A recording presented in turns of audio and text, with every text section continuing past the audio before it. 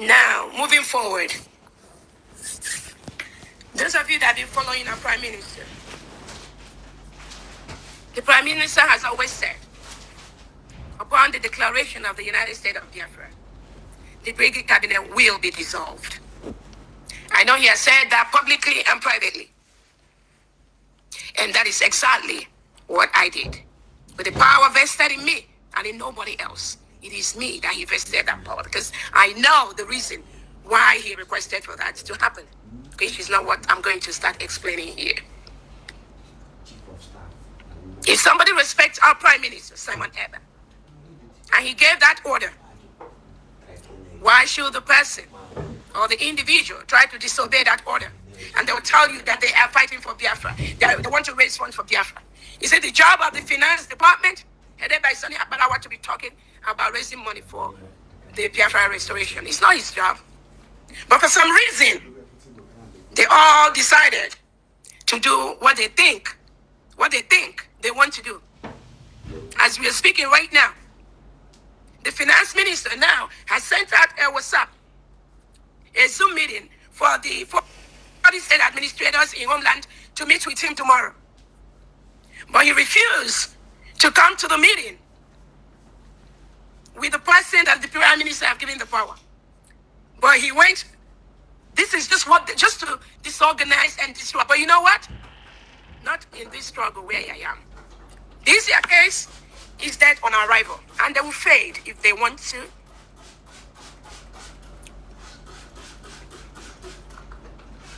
Like I said again, I don't know their issue.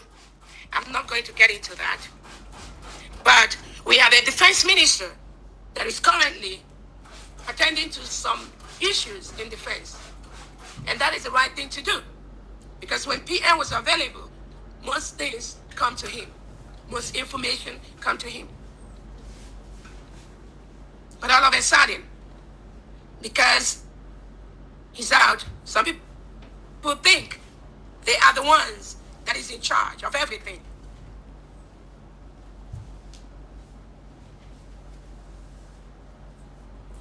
I find it very sad that somebody will come to the air to tell the world that without him, the Finland Convention wouldn't have happened. And that is why it's very, very important for us to know how we can help the finances. We don't want nobody coming out to say that without him or her, the United States of Biafra will not be achieved. That's a slap on our face. That's a slap on the thousands of people that support our Prime Minister financially to get the United States of Biafra. So for Biafrans to have that bandage on their face every time that without me or without anybody else or without the finance minister contribution, that there will be nothing like United States of Biafra. Nothing like that. All of us contribute in our own way. I'm not going to tell people what I contribute in this struggle. I'm not going to tell people what I've lost in this position. That is not what I need to do. Because Biafra is way, way bigger than what I do, what I lost, and what I put into the struggle. But under this leadership, that must stop. Nobody can come and say, without them, the United States of Biafra will not stand. Or without the money they brought up here, which is money we pay back. People give money, and there are people that give thousands of dollars to the struggle. You don't even hear their name. And that was why we're trying to clarify some of, yes, we thank people who brought us money in time of need. But it's also important for us to know what was borrowed, what did you borrow us, how do we pay back? I think that's just basic accountability. It's not to stop anybody from doing what they do, but it's just the transparency. Because we are in a new administration. We are now a country. It's not everything that has to come to the open, but we know things that the cabinet needs to know. And there are things the cabinet do not need to know. And that is why the cabinet decided we are going to have a week break before we start our fundraising. And Sonia Barawa and Ogenkere and Nigeria went to be telling Biafrans that Dr. Ngozi Orabueze have cancelled fundraising and are trying to connive and try to deceive those in Homeland, our angels. But I'll tell them, please, do not get involved in this madness. Do not. Do not. The PM has gone through this part in the past, and it didn't end well.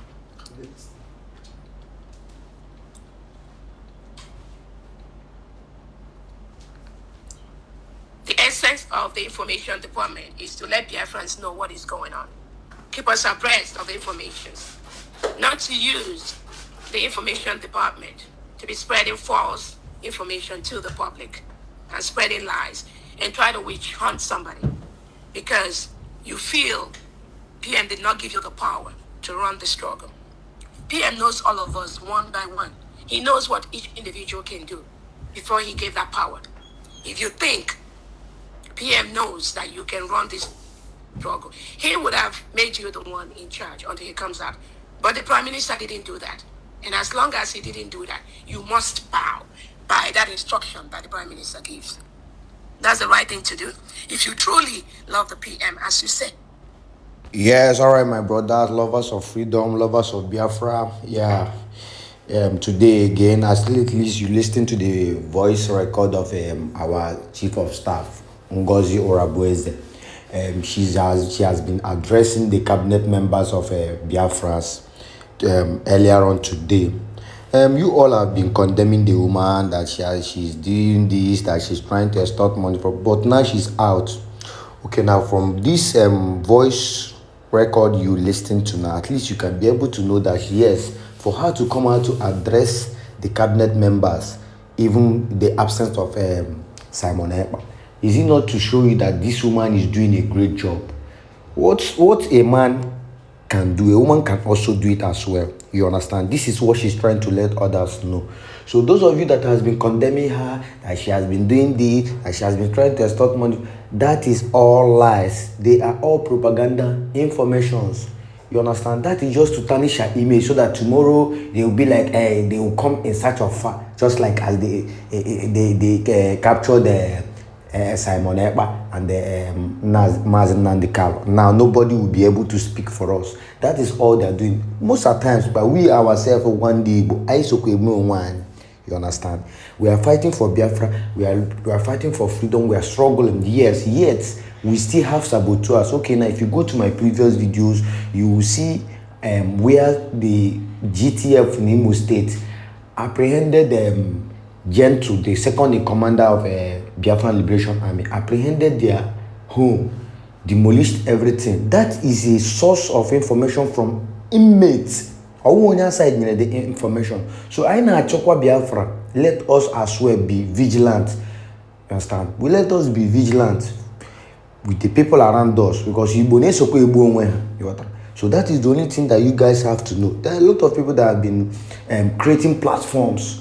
You understand? There has been a lot of platform for fundraising platform for Biafra. Some are saying that yes, they are funding the Biafra Liberation Army. Some are saying they are funding the cabinet members. Some are saying that all those people, some of them are fake.